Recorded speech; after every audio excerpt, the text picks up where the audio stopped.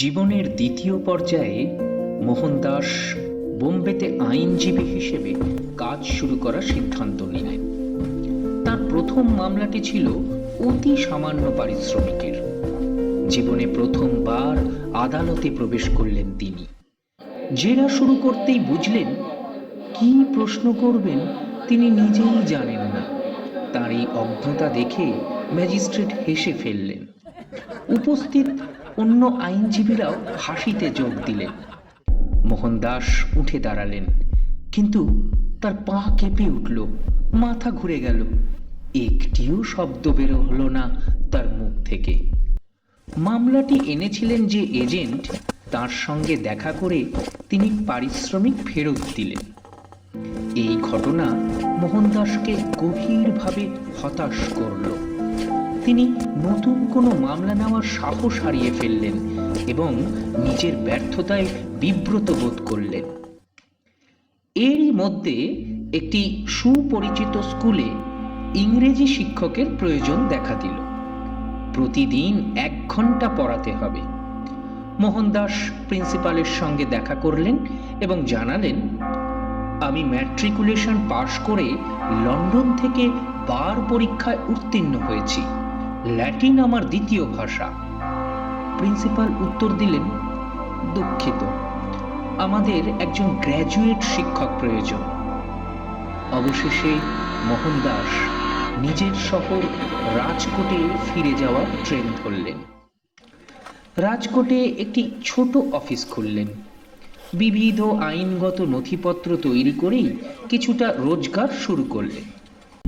কিন্তু বিভিন্ন কঠিন অভিজ্ঞতা তাকে ভবিষ্যৎ নিয়ে উদ্বিগ্ন করে তুলেছিল।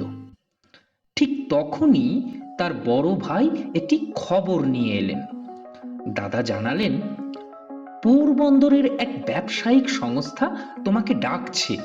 মনে হচ্ছে তোমার জন্য খুব ভালো সুযোগ। মোহনদাস অবাক হয়ে বললেন, সত্যি? কি সুযোগ? দাদা বললেন, তারা দক্ষিণ আফ্রিকায় 1 বছরের জন্য একজন আইনি উপদেষ্টা চায়। মোহনদাস ভাবলেন, এ তো দারুণ সুযোগ। আমার রোজগারে পরিবারের উপকার হবে আর নতুন দেশও দেখা হবে। 1893 সাল। মাত্র 24 বছর বয়সে মোহনদাস পাড়ি দিলেন দক্ষিণ আফ্রিকার উদ্দেশ্যে। মে মাসে তিনি পৌঁছলেন ডারবানে। অতিথি স্বাগতিক আবদুল্লাহ শেঠ সেখানে তাঁকে অভিবাদন জানালেন। আবদুল্লাহ শেঠ ভাবলেন, ডারবানে এখন ওর জন্য কাজ নেই। আমাদের মামলা ট্রান্সভাল আদালতে, ওকে সেখানেই পাঠানো ভালো। তিনি মোহনদাসকে ডারবানের আদালত দেখাতে নিয়ে গেলেন। বললেন, গান্ধী ভাই, আপনাকে পাগড়ি খুলে রাখতে হবে। এখানে কেবল মুসলমানদেরই পাগড়ি পরার অনুমতি আছে। মোহনদাস বললেন, পাগড়ি খোলা অপমানকর, বরং ইংরেজ টুপি পরি। এতে অপমান এড়ানো যাবে এবং কোনো সমস্যা হবে না। আবদুল্লাহ শেঠ বললেন, এখন টুপি পরলে আমাদের সম্প্রদায়ের অন্যান্য ভাইদের কাছে ভুল বার্তা যাবে। আমাদের অনেকেই পাগড়ি পরেন, আর তাছাড়া পাগড়ি আপনার ব্যক্তিত্বের সঙ্গে মানানসই। এই পরামর্শ মোহনদাসকে বাস্তব জ্ঞান শেখালো। তিনি এই ঘটনা নিয়ে একটি সংবাদপত্রে চিঠি লিখলেন। পাগড়ি বিতর্ক বিষয়টি শহরে আলোচনার কেন্দ্রবিন্দু হয়ে উঠল। সংবাদপত্র তাকে অনাকাঙ্ক্ষিত অতিথি বলে অভিহিত করল। এই ঘটনা দক্ষিণ আফ্রিকায় ভারতীয়দের সংগঠিত হতে উদ্বুদ্ধ করল।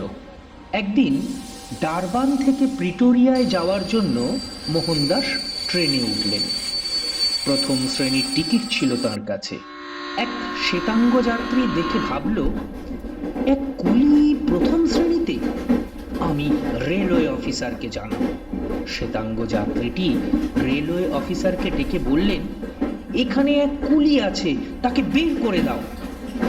অফিসার এসে মোহনদাসকে বললেন, এই, তোমাকে শেষের কামরায় গিয়ে বসতে হবে।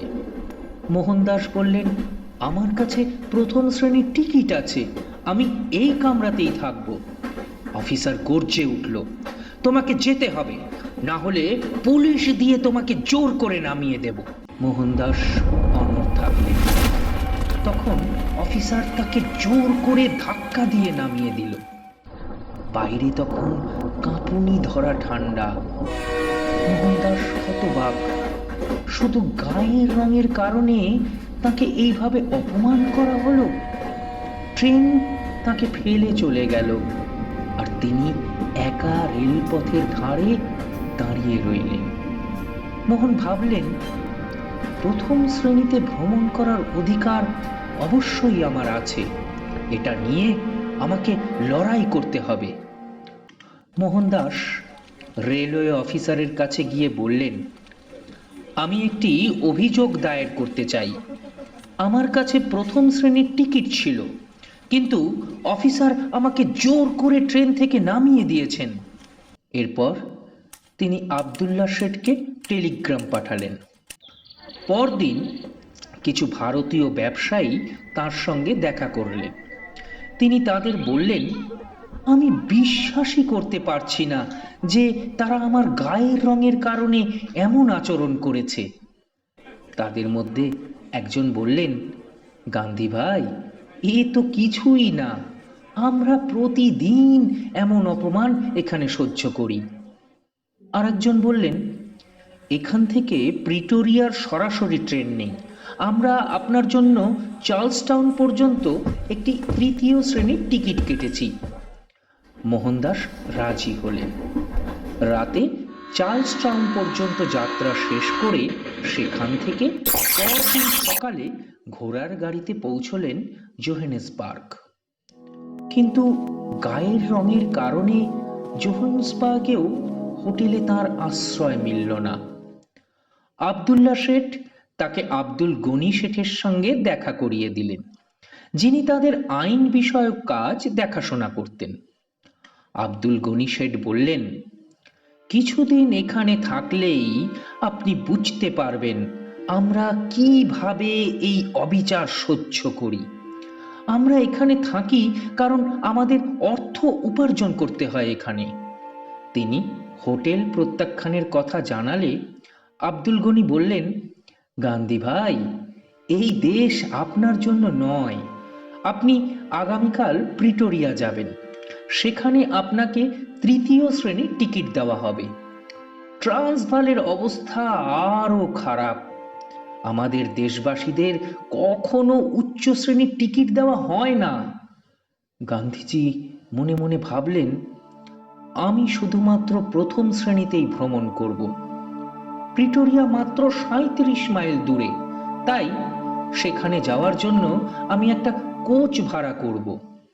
তিনি টিকিট অফিসে গিয়ে প্রথম শ্রেণীর টিকিট চাইলেন। অফিসার বললেন, আপনার টিকিট বুক করা হবে, কিন্তু যদি কোনো শ্বেতাঙ্গ অফিসার আপনাকে তৃতীয় শ্রেণীতে যেতে বলেন, আমি দায়ী থাকব না। গান্ধীজি প্রথম শ্রেণীর আসনে বসলেন। কোনো শ্বেতাঙ্গ সহযাত্রী তাকে আর বিরক্ত করল না। প্রিটোরিয়ায় নামার পর এক অপরিচিত ব্যক্তি তাকে সাহায্য করতে এসে বলল, আপনি নতুন মনে হচ্ছে। আমার আমেরিকান বন্ধু এখানে একটি ছোট হোটেল চালায়, সেখানে আপনি থাকতে পারেন। হোটেলে পৌঁছে সেই ব্যক্তি ম্যানেজারকে বলল, মিস্টার জনস্টন, এই ভারতীয় ভদ্রলোক এক রাত এখানে থাকতে চান। ম্যানেজার উত্তর দিলেন, স্বাগতম, আমার কোনো রঙের বাধা নেই, কিন্তু আমার শ্বেতাঙ্গ গ্রাহকরা আপনাকে রেস্টুরেন্টে দেখলে চলে যাবে। আমি আপনার খাবার আপনার ঘরে পাঠিয়ে দেব। কিছুক্ষণ পর তিনি বললেন, রেস্তোরাঁয় আপনার খাবার খেতে অন্যান্য গ্রাহকদের কোনো আপত্তি নেই, তাই আপনি সেখানেই খেতে পারেন। গান্ধীজি আবদুল্লাহ শেঠের নির্দেশে মিস্টার বেকার নামে একজন আইনজীবীর সঙ্গে দেখা করলেন। বেকার জানালেন, এখানে আপনার করার মতো কোনো কাজ নেই, তবে ক্লায়েন্টের সঙ্গে চিঠিপত্রের কাজে আপনাকে প্রয়োজন হবে। তিনি গান্ধীজিকে থাকার ব্যবস্থা করে দিতে উদ্যত হলেন, কিন্তু তাকে বাড়ি ভাড়া দেওয়ার জন্য কেউ রাজি হলো না। অবশেষে এক দরিদ্র মহিলা তাকে থাকার জায়গা দিলেন সপ্তাহে ৩৫ শিলিং ভাড়ার চুক্তিতে। গান্ধীজি নতুন বাসায় স্থায়ীভাবে থাকতে লাগলেন। তিনি আবদুল্লাহ শেঠের এক বন্ধুর সঙ্গে দেখা করে দক্ষিণ আফ্রিকার ভারতীয়দের দুর্দশা সম্পর্কে জানালেন। সেই বন্ধু বললেন, মিস্টার গান্ধী, আপনি এখানে থাকলে আমরা আনন্দিত হব। গান্ধীজি বেশিরভাগ সময়ই মিস্টার বেকার এবং তার বন্ধুদের সঙ্গে কাটাতে লাগলেন। তিনি বেশ কিছু খ্রিস্টানদের সঙ্গে মিশলেন, যারা তাকে বলতেন যে খ্রিস্ট ধর্মই একমাত্র মুক্তির পথ এবং এই ধর্মের অনুসরণে জীবনের সমস্ত পাপ মুছে যায়। তারা চাইতেন গান্ধীজি যেন খ্রিস্ট ধর্ম গ্রহণ করেন। একদিন মিস্টার কুয়ার্স তার তুলসী হাটটা ভাঙার চেষ্টা করলেন। তিনি বললেন, এই অন্ধবিশ্বাস ছেড়ে দাও, আমাকে হাটটা ভাঙতে দাও। গান্ধীজি উত্তর দিলেন, না, এটা আমার মায়ের দেওয়া পবিত্র উপহার। একদিন গান্ধীজি আবদুল্লাহ শেঠকে জানালেন, দাদা আবদুল্লাহ, আমি আমাদের দেশবাসীর দুর্দশা নিয়ে পড়াশোনা করতে চাই এবং তাদের সাহায্য করতে চাই।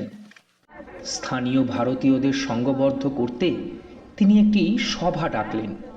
প্রচুর ভারতীয় ব্যবসায়ী সেই সভায় অংশ নিলেন। তিনি তাদের উদ্দেশ্যে বললেন, আমাদের সম্প্রদায়কে সংগঠিত করে সরকারের কাছে আমাদের দুর্দশার কথা তুলে ধরতে হবে। যারা ইংরেজি শিখতে চায় আমি শেখাবো। তিনি আরো বললেন, খারাপ অভ্যাস ছাড়ুন, আসুন আমরা সকলে ধর্ম ভাষার বিভেদ ভুলে একত্রিত হই। গান্ধীজি প্রিটোরিয়ায় একটি আইনি মামলা পরিচালনা করার সময় বিভিন্ন ধর্ম সম্পর্কে গভীরভাবে পড়াশোনা করেছিলেন। মামলা শেষ হলে তার আর প্রিটোরিয়ায় থাকার কোনো কারণ ছিল না। তিনি ডারবানে ফিরে আসেন এবং দেশে ফেরার প্রস্তুতি নেন। আবদুল্লাহ শেঠ তার বিদায় উপলক্ষে একটি সম্বর্ধনা সভার আয়োজন করেন। ইতিমধ্যে একটি সংবাদপত্রের প্রতিবেদন দেখে গান্ধীজি জানতে পারেন যে ভারতীয়দের ভোটাধিকার বাতিল করার প্রস্তাব এসেছে। তিনি আবদুল্লাহকে জিজ্ঞেস করলেন, শেঠজি, এই প্রস্তাব সম্পর্কে আপনি জানেন? আবদুল্লাহ বললেন, এ সম্পর্কে আমরা তখনই জানতে পারবো যখন আমাদের ব্যবসা ঝুঁকির সম্মুখীন হবে। গান্ধীজি জানতে চাইলেন, তাহলে আমাদের ইংরেজি জানা যুবকদের কি হবে? আবদুল্লাহ উত্তর দিলেন, দরিদ্র ছেলেরা এই বিষয়ে আর কি বুঝবে, তারা শ্বেতাঙ্গ পাদ্রীদের অধীনে রয়েছে। গান্ধীজি বললেন, এই বিল পাশ হলে আমাদের জন্য কিন্তু বড় বিপর্যয় হবে। এটা আমাদের জন্য চরম অপমান। এ কথা শুনে সকল ভারতীয়রা একযোগে গান্ধীজিকে অনুরোধ করে বলল, তাহলে আপনি আর 1 মাস থাকুন এখানে, আমরা আপনার নেতৃত্বে লড়াই করব। আবদুল্লাহ শেঠ সকল ভারতীয়দের বললেন, উনি আমার যে কাজে এখানে এসেছিলেন তা সম্পন্ন করেছেন। এখন আমরা তাকে আমাদের মিশনের জন্য ধরে রাখতে চাই, কিন্তু উনি একজন ব্যারিস্টার, ওর পারিশ্রমিক কি হবে? গান্ধীজি জানালেন, শেঠজি, এই জনকল্যাণমূলক কাজে কোনো পারিশ্রমিক নেওয়া চলে না, তবে খরচ অবশ্যই আছে, আইনজীবীর পরামর্শ, বইপত্র, সংগঠন, এই সব বিষয়ে। আমি স্থানীয় আইন সম্পর্কে পরিচিতি নই। আমাদের আইনজ্ঞদের সাহায্য নিতে হবে, আইনের বই কিনতে হবে। এটা একজনের কাজ নয়, অনেক লোকের প্রয়োজন। অন্যান্য ভারতীয়রা জানালেন, অর্থ কোনো সমস্যা নয়, আমরা অনেকেই আছি, শুধু আপনার সম্মতি চাই। গান্ধীজি সম্মতি দিলেন। মনে মনে ভাবলেন, ঈশ্বরই হয়তো আমাকে এখানে আরো কিছুদিন থাকার ব্যবস্থা করলেন। নাটাল ভারতীয়রা আন্দোলনে নেমে পড়ল। সেখানকার ভারতীয় সম্প্রদায়ের প্রবীণ শেঠ হাজি মোহাম্মদ সকলকে একত্রিত করলেন। গান্ধীজি একটি জনসভায় বললেন, আমরা আইন সভাকে এই বিলটি নিয়ে পুনর্বিবেচনা করতে বলবো। তিনি আইনসভার স্পিকারের কাছে একটি টেলিগ্রাম পাঠানোর অনুরোধ করলেন। কিছুদিন পর আবদুল্লাহ শেঠ গান্ধীজিকে জানালেন, স্পিকার আমাদের অনুরোধ গ্রহণ করেছেন, কিন্তু ফ্র্যাঞ্চাইজ বাতিল করার বিল ইতিমধ্যেই পাশ হয়ে গেল। ভারতীয়রা নিজেদের মধ্যে আলোচনা করল, আপনারা কি আজকে সংবাদপত্র দেখেছেন? সরকার আমাদের আবেদন গ্রহণ করেছে। নাটালের বিভিন্ন গ্রামে গিয়ে প্রায় 10,000 স্বাক্ষর সংগ্রহ করা হলো। আবেদন ব্রিটিশ সরকারের কাছে পাঠানো হলো। লন্ডনের প্রভাবশালী সংবাদপত্র দ্য টাইমস এই আবেদনকে সমর্থন করল। আশা করা হলো যে আইনসভা আবার এই বিল নিয়ে আলোচনা করবে। সেই মুহূর্তে গান্ধীজি নাটাল ত্যাগ করা সম্ভব নয় বুঝে ভারতীয়রা তাকে থাকার জন্য অনুরোধ করল, কিন্তু তিনি জনগণের অর্থে দিন অতিবাহিত করতে রাজি নন। তাই আবদুল্লাহ শেঠকে জানালেন তাকে সেখানেই একটি বাড়ি খুঁজে দেবার জন্য, যাতে তিনি সেখানে আইনি চর্চা শুরু করতে পারেন এবং জনগণের পরিষেবা প্রদানেও সক্ষম হন। গান্ধীজি নতুন বাড়িতে উঠলেন। দাদা আবদুল্লাহ তা আসবাবপত্র দিয়ে সাজিয়ে দিলেন। গান্ধীজি তাকে ধন্যবাদ জ্ঞাপন করে বললেন, এ উপহার অমূল্য। গান্ধীজি নাটাল আদালতে অনুশীলনের অনুমতি চেয়ে আবেদন করলেন। তিনি বোম্বে হাইকোর্টের সার্টিফিকেট এবং 2জন বিশিষ্ট ব্যবসায়ীর সুপারিশপত্র সংযুক্ত করেছিলেন, কিন্তু আবেদন প্রত্যাখ্যান করা হলো। তিনি ভাবলেন, সম্ভবত আমার গায়ের রঙই এর কারণ। আমি দাদা আবদুল্লাহকে জানাবো, হয়তো তিনি কোনো উপায় বের করতে পারবেন। আবদুল্লাহ শেঠ সুপ্রিম কোর্টে সুপারিশ পাঠালেন। একজন সম্মানিত ব্যবসায়ীর কথার ভিত্তিতে গান্ধীজির আবেদন অবশেষে অনুমোদিত হলো। আবদুল্লাহ শেঠকে কৃতজ্ঞতা জানিয়ে এরপর তিনি সুপ্রিম কোর্টে আইন অনুশীলন শুরু করলেন। একটি সভায় শেঠ হাজী মোহাম্মদ বললেন, বন্ধুগণ, আমাদের সম্প্রদায়কে সজাগ রাখতে আমাদের সংগ্রাম চালিয়ে যেতে হবে। গান্ধীজি প্রস্তাব দিলেন, আমাদের একটি স্থায়ী সংগঠন প্রয়োজন, যাতে আমাদের জনগণের উন্নয়নে আমরা সার্বিকভাবে কাজ করতে পারি। আসুন আমরা নাটাল ইন্ডিয়ান কংগ্রেস গঠন করি। 1894 সালে প্রতিষ্ঠিত হল নাটাল ইন্ডিয়ান কংগ্রেস। সংগঠনের অর্থের প্রয়োজন ছিল, তাই ভারতীয় ব্যবসায়ীদের কাছ থেকে চাঁদা সংগ্রহ করা শুরু হলো। গান্ধীজি একটি জনসভায় বললেন, আমরা শিক্ষিত ভারতীয়রা আমাদের অধিকারের জন্য লড়াই করব, আমাদের সংগ্রাম চালিয়ে যাব। তিনি ব্রিটিশ সম্প্রদায়কে সংগঠনের উদ্দেশ্য ব্যাখ্যা করে বললেন, আমরা ভারতীয়রা নাটাল ইন্ডিয়ান কংগ্রেস প্রতিষ্ঠা করেছি যাতে ভারতীয় সম্প্রদায়ের স্বার্থ রক্ষিত হয়। তিনি শ্বেতাঙ্গদের জন্য ভারতীয়দের ভোগান্তির বিষয়ে 2টি পুস্তিকা প্রস্তুত করলেন। কিন্তু এর মধ্যেই শুরু হলো এক নতুন বিপত্তি। ভারতীয়দের জন্য একটি নতুন ঘোষণাপত্র পেশ করা হলো, যেখানে উল্লেখ করা হলো সমস্ত ভারতীয় বসতিগুলির উপর 25 পাউন্ডের একটি নতুন কর আরোপ করা হবে। তাদেরকে অনুমতিপত্রের মেয়াদ শেষ হওয়ার পরে ভারতে ফিরে যেতে হবে অথবা নতুন চুক্তি স্বাক্ষর করতে হবে। নাটাল ইন্ডিয়ান কংগ্রেস এই করের বিরোধিতা করল। ভারতের ভাইসরয় লর্ড এলগিন এই বিল দেখে 25 পাউন্ডের পরিবর্তে 3 পাউন্ডের কম করের সুপারিশ করলেন, কিন্তু ভারতীয়দের জন্য তাহাও ছিল অনেক বেশি। 1896 সালে গান্ধীজি ভারতে ফিরে যাওয়ার প্রস্তুতি নিলেন।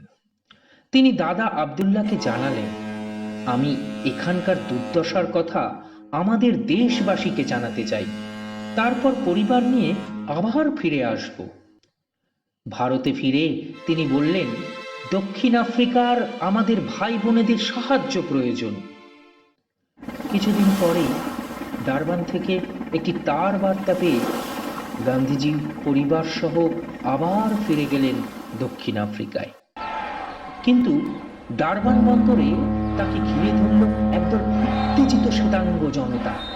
তারা চিৎকার করছিল, গান্ধী এসেছে মহামারী রোগে আক্রান্ত ভারতীয়দের নিয়ে। জাহাজ থেকে নামতে না দেওয়ার জন্য তাদেরকে 23 দিনের কোয়ারেন্টাইনে রাখা হলো।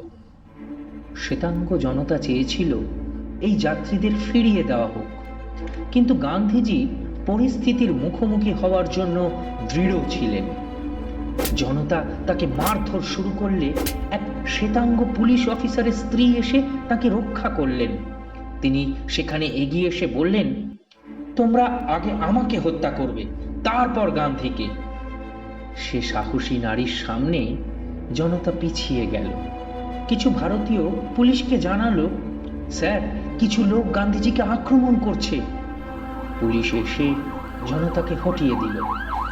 অফিসার গান্ধীজিকে বললেন, আপনি কিছুক্ষণের জন্য পুলিশ স্টেশনে থাকুন, সেখানে নিরাপদ থাকবেন। অন্যান্য ভারতীয়রাও বলল, হ্যাঁ অফিসার ঠিক বলেছেন, রাস্তায় আপনি নিরাপদ নন। কিন্তু গান্ধীজি পুলিশ স্টেশনে যেতে অস্বীকার করলেন। তিনি বললেন, আমি বিশ্বাস করি লোকেরা তাদের ভুল বুঝতে পারলে শান্ত হয়ে যাবে। পরের দিন নেটালের অ্যাটর্নি জেনারেল গান্ধীজিকে ডেকে পাঠালেন। গান্ধীজি বললেন, আমি কারও বিরুদ্ধে অভিযোগ করতে চাই না। সত্য প্রকাশ হলে মানুষ অবশ্যই অনুতপ্ত হবে। সংবাদপত্র গান্ধীজিকে নির্দোষ বলে ঘোষণা করল। শ্বেতাঙ্গরা বিব্রত হলো। শ্বেতাঙ্গরা ভারতীয়দের ভিন্নভাবে দেখতে শুরু করলো। ভারতীয়রা অনেক সুনাম অর্জন করল এবং গান্ধীজির সংগ্রামের পথ আরো সহজ হয়ে উঠল। এরপর আইনসভা দুটি নতুন বিল আনতে উদ্যত হলো। এক ভারতীয় গান্ধীজিকে জিজ্ঞেস করলো, গান্ধী ভাই, নতুন বিলগুলো সম্পর্কে শুনেছেন? আরেক ভারতীয় দাবি করলো, এই আইনগুলি আমাদের ব্যবসা ধ্বংস করবে এবং আমাদের বাসস্থান সীমিত করবে। নতুন আইনগুলি গান্ধীজির কাজের বোঝা বাড়িয়ে দিল। আব্দুল্লাহ শেঠ গান্ধীজির সঙ্গে আর এক ব্যক্তিকে পরিচয় করিয়ে দিলেন। গান্ধী ভাই, ইনি আমাদের বন্ধু মিস্টার নাজার, ইনি আপনার বোঝা কমাবেন। ঠিক এই সময় ডাচ ও ব্রিটিশদের মধ্যে শুরু হলো বুয়োর যুদ্ধ। গান্ধীজি তার সহযোগীদের বললেন, ইংরেজদের যে অধিকার তা আমাদেরও পাওয়া উচিত, তাই এই বিপদের সময় আমাদের তাদের সাহায্য করা উচিত। গান্ধীজির নেতৃত্বে ভারতীয়রা যুদ্ধে আহতদের সাহায্য করার জন্য একটি চিকিৎসা দল গঠন করল। প্রায় 1100 ভারতীয় স্বেচ্ছাসেবক 6 সপ্তাহ ধরে কাজ করল। এই কাজের জন্য তারা ভূয়সী প্রশংসা লাভ করল। ব্রিটিশ অফিসার বলল, আপনাদের এই পরিষেবার জন্য আমরা কৃতজ্ঞ। গান্ধীজি অন্যান্য ভারতীয়দের উদ্দেশ্যে বললেন, আমাদের কাজ ফলপ্রসূ হয়েছে, ইংরেজরা আমাদের দৃষ্টিভঙ্গিকে মূল্যায়ন করেছে। ব্রিটিশ সংবাদ মাধ্যম ভারতীয়দের যুদ্ধকালীন পরিষেবার প্রশংসা করল, যা ভারতীয়দের মধ্যে ঐক্যের নতুন অনুভূতি জাগিয়ে তুলল। ইংরেজদের মনোভাবও নরম হতে শুরু করলো। যুদ্ধ শেষ হলে গান্ধীজি ভাবলেন, দক্ষিণ আফ্রিকায় এখন আর আমার কাজ খুব একটা নেই। আমি ভারতে ফিরে গিয়ে বরং সেখান থেকে দেশের সেবা করতে পারি, কিন্তু এখানে থাকলে অর্থ উপার্জনে ব্যস্ত থাকব। আমি তাই এবার স্বদেশে ফিরে যাব। তিনি ভারতীয় সম্প্রদায়কে জানালেন, বন্ধুগণ, আমি এবার ফিরে যাচ্ছি, আপনারা এখানকার কাজ চালিয়ে যাবেন। ভারতীয় সম্প্রদায় গান্ধীজি ও তার পরিবারের জন্য একটি বিদায়ী অনুষ্ঠানের আয়োজন করল। বিদায় সংবর্ধনায় মানুষ তার পরিবারকে উপহার দিল বিভিন্ন মূল্যবান জিনিস। কস্তুরবাকে একটি ব্যয়বহুল মুক্তোর হার উপহার দেওয়া হলো। গান্ধীজি রাত জেগে ভাবতে লাগলেন, এই উপহার আমরা গ্রহণ করতে পারি না। জনসেবার উপহার জনকল্যাণে ব্যবহার করা উচিত। পরের দিন সকালে তিনি তার সন্তানদের এ ব্যাপারে বোঝালেন। তারা সম্মত হলো, কিন্তু কস্তুরবা দ্বিধায় পড়লেন। তিনি বললেন, তুমি চাইলেই চলবে না, সন্তানরা তোমাকে মানে, আমিও মানি, কিন্তু আমাদের সন্তানদের ভবিষ্যতের জন্য তোমার কি নতুন গয়না কেনার সামর্থ্য আছে? গান্ধীজি কস্তুরবাকে বোঝালেন, তোমার গয়নাও জনসেবার জন্যই একদিন আমায় দিয়েছিলে। আমি মনে করি আমাদের এই ব্যয়বহুল উপহার গ্রহণ করা উচিত নয়। শেষমেশ কস্তুরবা বললেন, ঠিক আছে, তোমার ইচ্ছা মতোই তুমি সিদ্ধান্ত নাও। অবশেষে সেই উপহারগুলো জনকল্যাণে ব্যবহার করবার জন্য একটি ট্রাস্ট গঠন করা হলো। 1901 সালে গান্ধীজি ও তাঁর পরিবার ভারতে ফিরে এলেন। সেই বছরই ভারতীয় জাতীয় কংগ্রেসের সম্মেলন অনুষ্ঠিত হয় কলকাতায় এবং গান্ধীজি সেই সভায় উপস্থিত হন। তিনি লক্ষ্য করলেন, সম্মেলনের ভেতরেও ছড়িয়ে আছে অস্পৃশ্যতা ও জাতিভেদ। প্রতিটি সম্প্রদায়ের জন্য আলাদা আলাদা রান্নাঘর, সর্বত্র ছড়িয়ে রয়েছে ময়লা আবর্জনা। এই দৃশ্য তাকে গভীরভাবে পীড়িত করে। তার মনে হলো, যদি সম্মেলন এমন ময়লার মধ্যে অনুষ্ঠিত হয় তবে মহামারী নিশ্চিত। একজন স্বেচ্ছাসেবককে তিনি জিজ্ঞেস করলেন, এখানে পরিষ্কার করার কেউ আছে কি? স্বেচ্ছাসেবক উত্তর দেয়, এটা আমাদের কাজ নয়, ঝাড়ুদারের কাছে জিজ্ঞেস করুন। মুহূর্তেই গান্ধীজি নিজ হাতে ঝাঁটা নিয়ে পরিষ্কার করতে শুরু করলেন। উপস্থিত স্বেচ্ছাসেবকরা বিস্মিত হয়ে যায়। তাদের মধ্যে একজন বলে, গান্ধী ভাই, আপনি কি করছেন? এটা আমাদের কাজ নয়। সভার কাজকর্ম, নেতাদের আচরণ সব কিছু মনোযোগ দিয়ে পর্যবেক্ষণ করছিলেন তিনি। কংগ্রেসের সভাপতি দিনশা ভাচ্চা গান্ধীজিকে দক্ষিণ আফ্রিকায় তার অভিজ্ঞতা বর্ণনা করতে আমন্ত্রণ জানান। গান্ধীজি বলেন, বন্ধুগণ, আমি দক্ষিণ আফ্রিকায় আমাদের দেশবাসীর দুর্দশা সম্পর্কে কিছু কথা বলতে চাই। কিছু বক্তৃতা আধা ঘন্টার বেশি চললেও গান্ধীজিকে মাত্র 5 মিনিটের মধ্যেই থামার ঘন্টা বাজিয়ে দেওয়া হয়। গান্ধীজি কলকাতার ইন্ডিয়া ক্লাবে 1 মাস অবস্থান করেন। সেখানেই প্রতিদিন বিলিয়ার্ড খেলতে আসতেন গোপাল কৃষ্ণ গোখলে। তিনি গান্ধীজিকে বলেন, আপনি কলকাতায় থাকা অবস্থায় আমার সঙ্গেই থাকুন। একদিন গান্ধীজি তাকে প্রস্তাব দিলেন, আমাদের কিছু বন্ধু আজ সন্ধ্যায় মিলিত হবে, আপনি কি আসবেন? গোখলে উত্তর দেন, আমি আমার কাজে নিবেদিত। দেশ স্বাধীন না হওয়া পর্যন্ত আমি অন্য কিছু ভাবব না। স্বাধীনতাই আমার একমাত্র লক্ষ্য। গান্ধীজি বলেন, আপনি কখনো হাঁটতে যান না? তাই তো সবসময় অসুস্থ থাকেন। সকাল সন্ধ্যা কিছুটা হাঁটার সময় বের করতে পারবেন না? গোখলে বেরিয়ে যাচ্ছিলেন। তখন গান্ধীজি তাকে জিজ্ঞেস করলেন, ট্রামে গেলে কি আপনার নেতৃত্বের মান কমে যাবে? গোখলে উত্তর দেন, গান্ধী, তুমিও আমাকে বুঝতে পারলে না। গান্ধীজি আবার জিজ্ঞেস করেন, গাড়িতে চড়া কি জনগণের অর্থের অপচয় নয়? গোখলে বললেন, ট্রামে চড়লে জনসাধারণের ভিড় আমাকে ঘিরে ধরবে। সবসময় আরামের জন্য নেতারা যে এমনটা করেন তা নয়। আমি যতটা পারি সহজ জীবনযাপন করি, কিন্তু কিছু খরচ তো অনিবার্য। গোখলের এই চিন্তাধারা গান্ধীজিকে এতটাই প্রভাবিত করেছিল যে পরে তিনি তাকে তার রাজনৈতিক গুরু বলে অভিহিত করেন। গান্ধীজি গোখলের সঙ্গে সাক্ষাতের পর আর বিশ্রাম নেননি। তিনি ভারতবর্ষের অন্তর্নিহিত অবস্থা পর্যবেক্ষণের জন্য আগ্রহী হয়ে উঠলেন। তিনি জানতে চাইলেন কালীঘাট মন্দিরের পশু বলি রীতি সম্পর্কে। এক সন্ন্যাসীকে জিজ্ঞেস করেন, প্রাণী হত্যা কি সত্যিই ধর্মীয় কাজ? সন্ন্যাসী উত্তর দেয়, কে এটাকে ধর্মীয় কাজ বলবে? গান্ধীজি আবার জিজ্ঞেস করেন, তাহলে কেন আপনি এর বিরুদ্ধে প্রচার করেন না?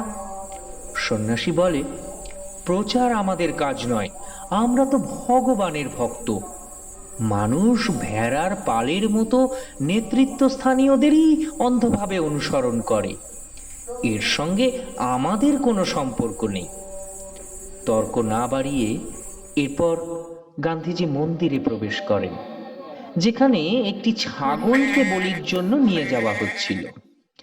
সেই সন্ধ্যায় তিনি এক বাঙালি বন্ধুর সঙ্গে খেতে যান এবং মন্দিরে দেখা বলিদানের কথা বলে। বন্ধুটি বলে, আমরা বিশ্বাস করি যে ঢাক ডোলের শব্দে নাকি ছাগলের ব্যথা কম লাগে।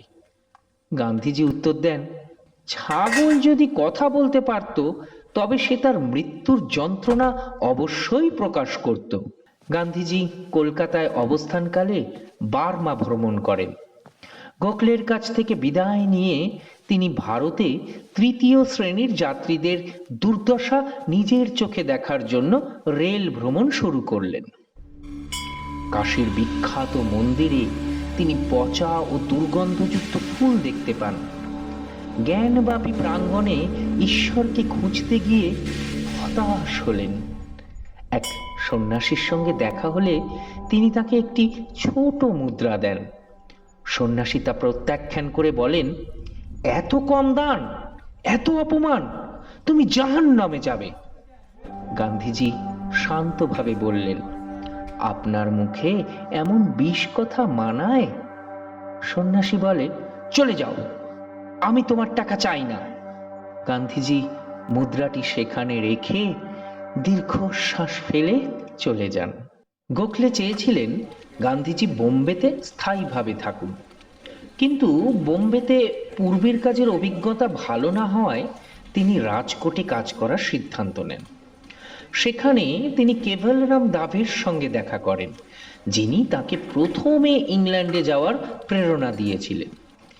কেভলরাম 3টি আইনি মামলার বিবরণ দেন এবং গান্ধীজি 3টিতেই সফল হন। কেভলরাম তাকে কাথিওয়ারে থেকে তার ক্ষমতার অপচয় না করার পরামর্শ দেন। বলেন, গান্ধী, তুমি একজন উজ্জ্বল আইনজীবী, কেন তুমি কাথিওয়ারে তোমার প্রতিভা নষ্ট করছো? এই পরামর্শ মেনে তিনি রাজকোট ছেড়ে পরিবার সহ বোম্বেতে চলে আসেন। কিছুদিন পর গান্ধীজির দ্বিতীয় পুত্র মণিলাল টাইফয়েড ও নিউমোনিয়ায় আক্রান্ত হন, এমনকি বিভ্রান্তিও দেখা যায়। ডাক্তার পরীক্ষা করে বলেন, আপনার ছেলের অবস্থা ওষুধে খুব একটা সাড়া দিচ্ছে না, আমি ওকে ডিম ও মাংসের ঝোল দেওয়ার পরামর্শ দিচ্ছি। ওর অতিরিক্ত পুষ্টি প্রয়োজন, দুধ কিন্তু ওর পক্ষে যথেষ্ট নয়। আমার অনেক হিন্দু রোগী আছেন যারা এই পরামর্শ মেনে চলেন। গান্ধীজি উত্তর দেন, আপনার চিকিৎসা সঠিক, কিন্তু আমি ওর বাবা এবং আমার ধর্ম আমাকে মাংস ও ডিম খেতে নিষেধ করে। আমি হাইড্রোপ্যাথিক পদ্ধতি ব্যবহার করতে চাই, তবে আপনি যদি আমার অসুস্থ ছেলের দেখাশোনা চালিয়ে যান তাহলে তা আমার পক্ষে সহায়ক হবে। ডাক্তার তার দ্বিধা বুঝতে পারলেন। গান্ধীজি হাইড্রোপ্যাথিক চিকিৎসা শুরু করলেন। মণিলালকে 3 দিন ধরে কমলার রস দেওয়া হলো, কিন্তু মণিলালের জ্বর বাড়তেই থাকলো। গান্ধীজি তার মাথায় ভেজা কাপড়ের পট্টি জড়িয়ে শরীর ভেজা চাদর দিয়ে ঢেকে দেন। রাতে তিনি সমুদ্রের ধারে হাঁটতে হাঁটতে মনে মনে বললেন, হে ঈশ্বর, এই দুঃসময়ে আমাকে পথ দেখাও। ফিরে এসে তিনি দেখলেন মণিলালের জ্বর নেমে গেছে, ঘামে ভিজে গেছে শরীর। 40 দিন ধরে শুধু দুধ আর কমলার রস খেয়ে অবশেষে মণিলাল সুস্থ হয়ে উঠল।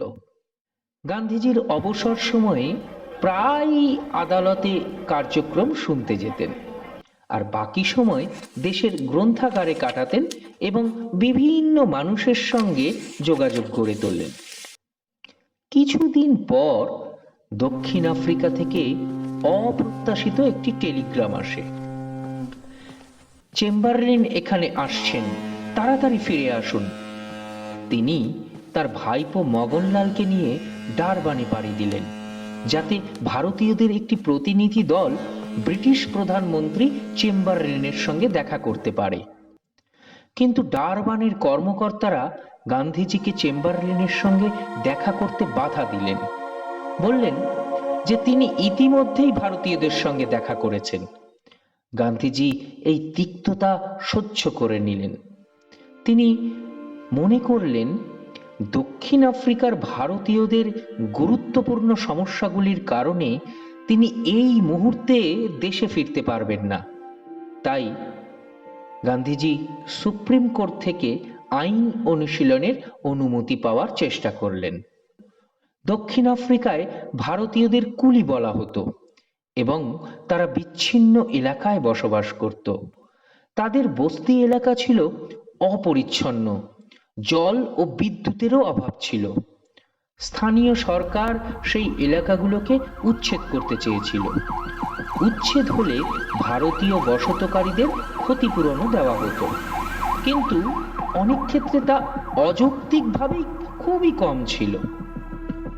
একজন বসতিকারী অন্য একজনকে বলে, আমাকে যে ক্ষতিপূরণ দেওয়া হয়েছে তা খুবই কম, আমি গান্ধী ভাইয়ের সঙ্গে দেখা করব। এভাবেই তিনি বসতকারীদের জনপ্রিয় আইন উপদেষ্টা হয়ে ওঠেন। লোকজন তাকে স্নেহ ভরে গান্ধী ভাই বলতো।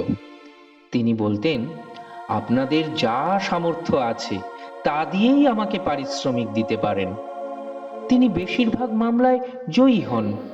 ৭০টি মামলার মধ্যে মাত্র একটিতে পরাজিত হয়েছিলেন। ভারতীয়রা অত্যন্ত আনন্দিত হতো।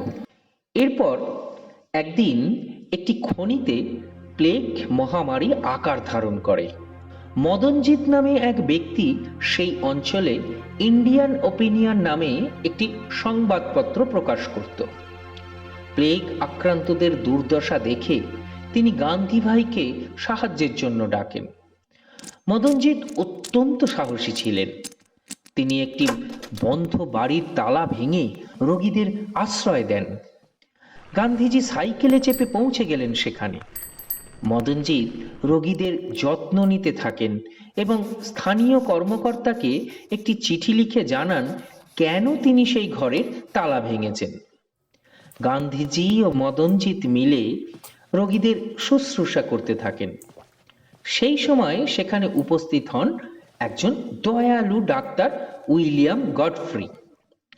তিনি বলেন, মিস্টার গান্ধী, এই কঠিন পরিস্থিতিতে আপনাদের সাহায্যের জন্য আমি কৃতজ্ঞ। আমরা এই কাজ একা সামলাতে পারতাম না। পৌরসভা আপনাদের প্রয়োজনীয় সব সুবিধা প্রদান করবে। পরের দিন পৌরসভার উদ্যোগে একটি বড় জায়গা তৈরি করা হলো।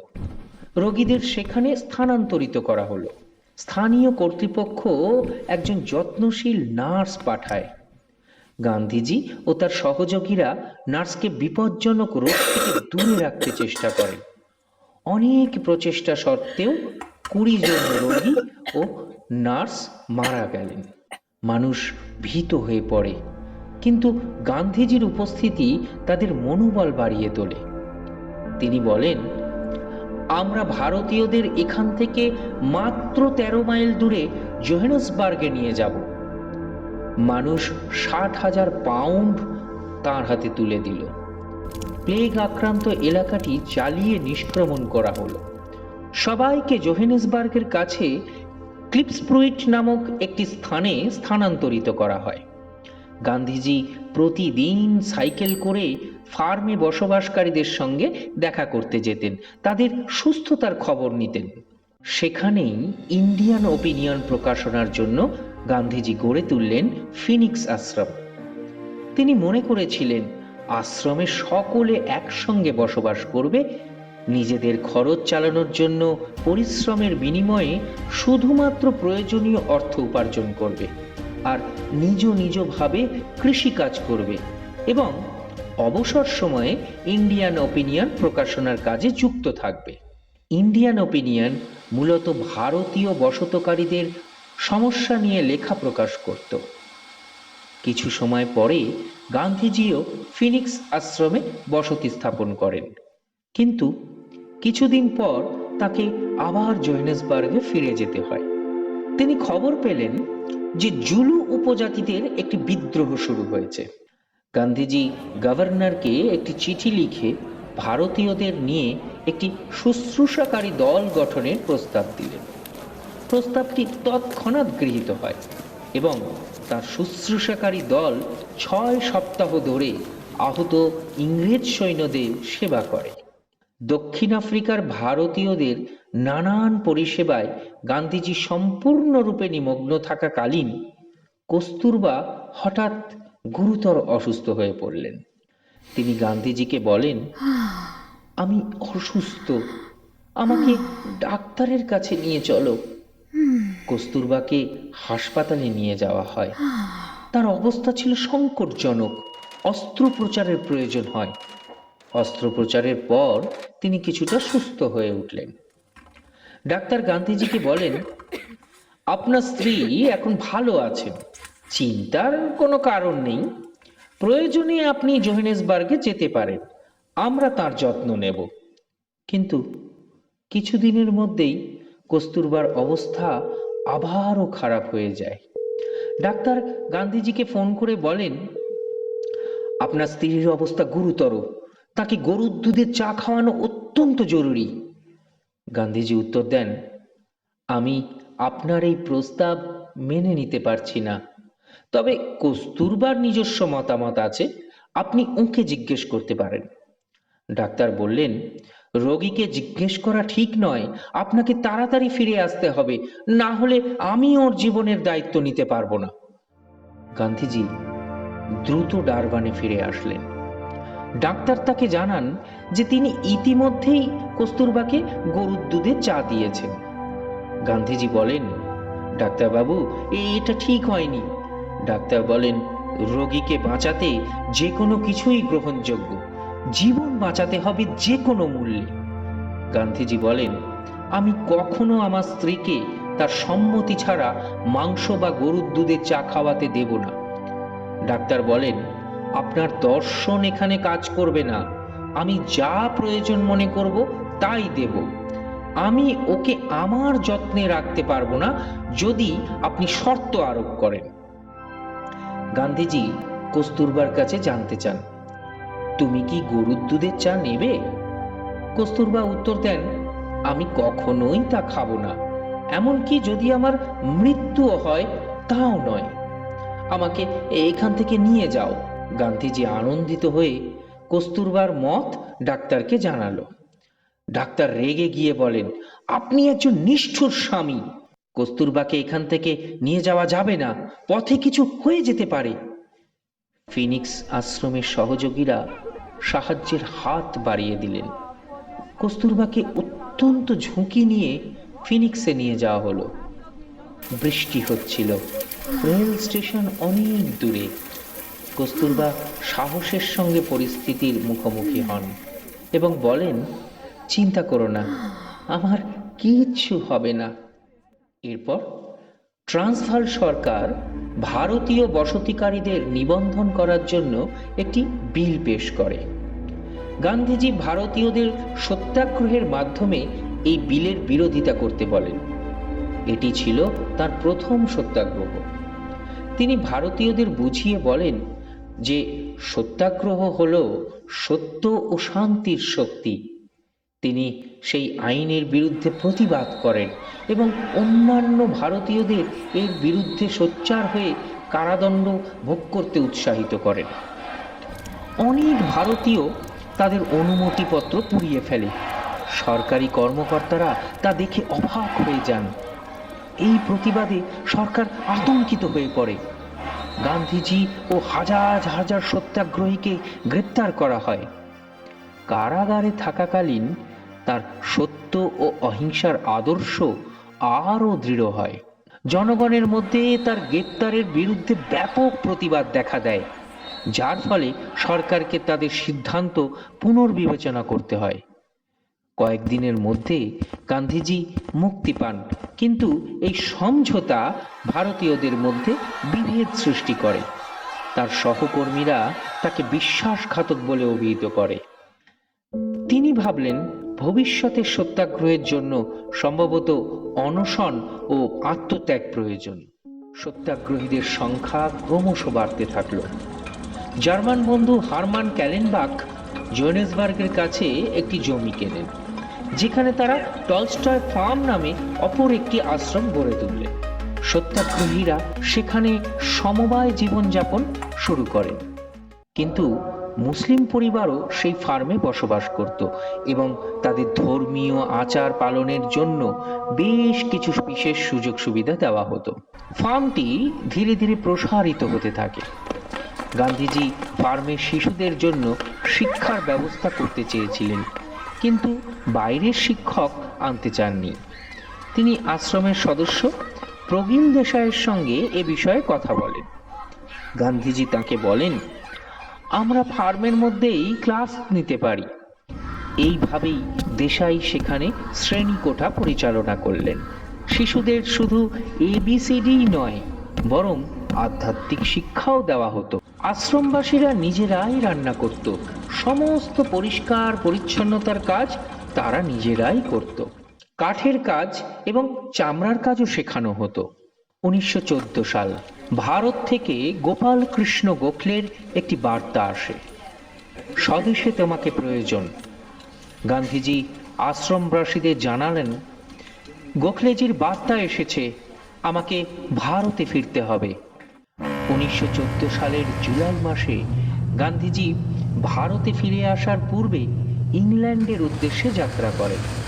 তার সঙ্গে ছিলেন স্ত্রী কস্তুরবা এবং দক্ষিণ আফ্রিকার ঘনিষ্ঠ জার্মান সহযোগী হারমান ক্যালেনবাখ। যাত্রাপথে গান্ধীজি ও ক্যালেনবাখের মধ্যে বেশ কিছু প্রয়োজনীয় কথোপকথন হয়। ক্যালেনবাখ বাইনোকুলারে অত্যন্ত অনুরাগী ছিলেন এবং সেটি ছিল তার অবিচ্ছেদ্য সঙ্গী।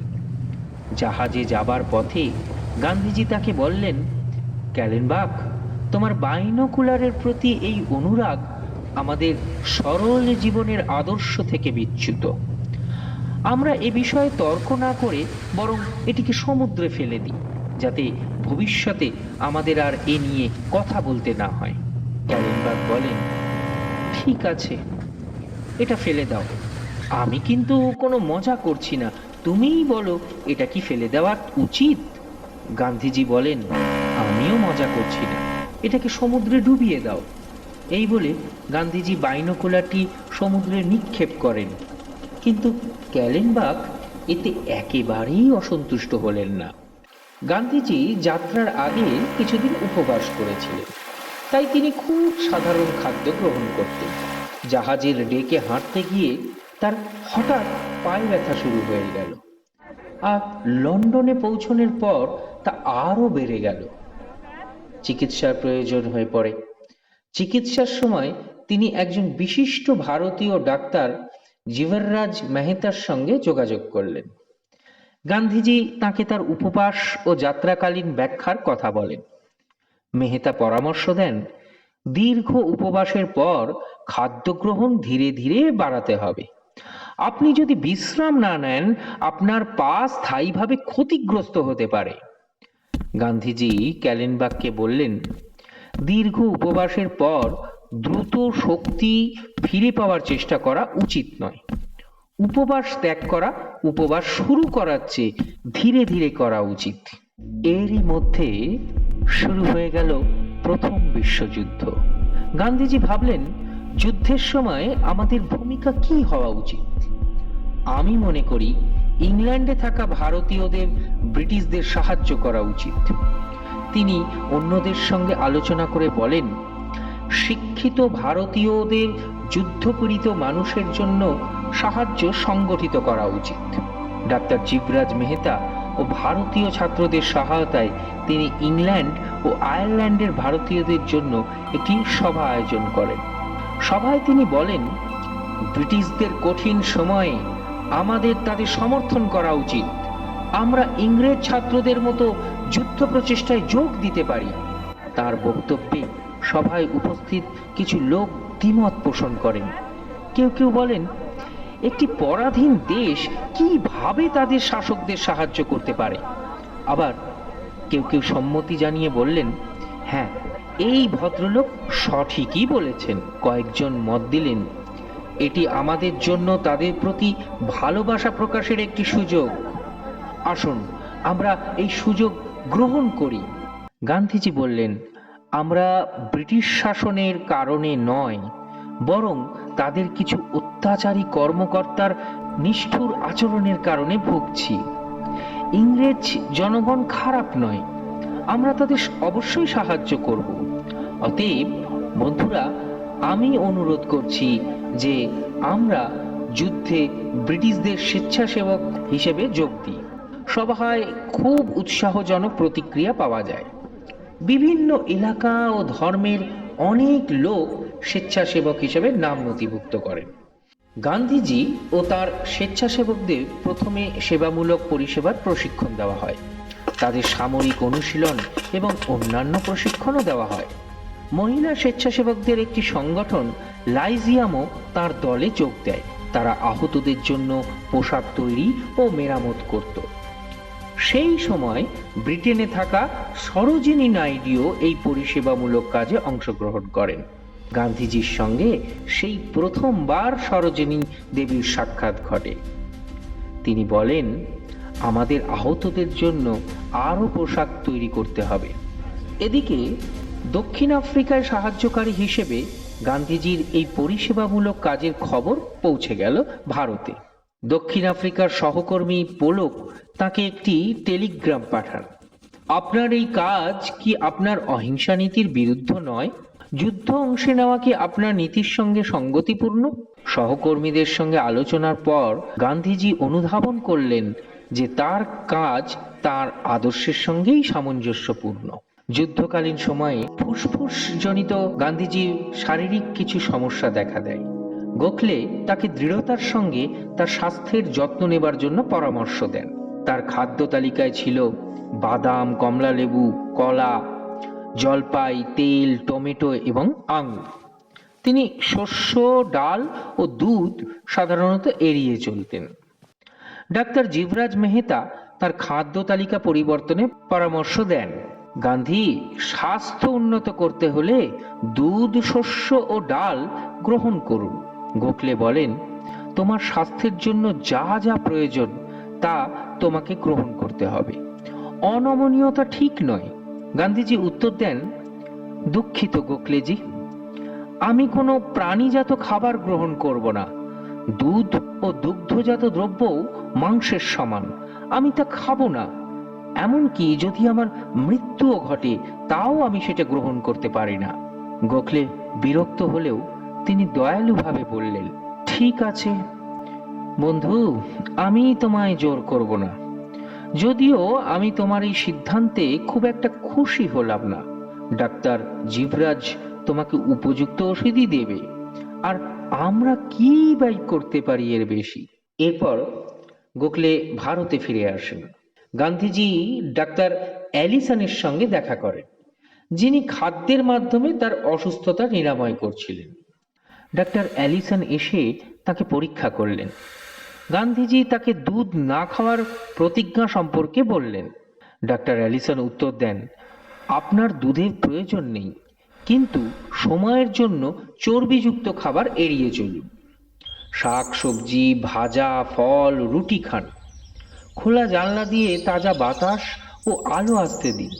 হাঁটাচলা করুন, আপনি অবশ্যই সুস্থ হয়ে উঠবেন। এক ইংরেজ মহিলা সিসিলিয়া রবার্টস প্রায়ই গান্ধীজির সঙ্গে দেখা করতে আসতেন। তিনি বলেন, তরলিত দুধের পুষ্টি আছে, আপনি কেন তা গ্রহণ করেন না? তার পরামর্শে গান্ধীজি তরলিত দুধ খাওয়ার চেষ্টা করেন, কিন্তু পরে জানতে পারলেন যে এতেও গোদুগ্ধ আছে, তাই তিনি তাও ত্যাগ করলেন। একদিন লর্ড রবার্টস এসে গান্ধীজিকে বলেন, বর্তমান পরিস্থিতিতে আপনার এখানে আর তেমন কোনো কাজ নেই। আমি আপনাকে ভারতে ফিরে যাওয়ার পরামর্শ দিচ্ছি। আপনার স্বাস্থ্যের যত্ন নিন।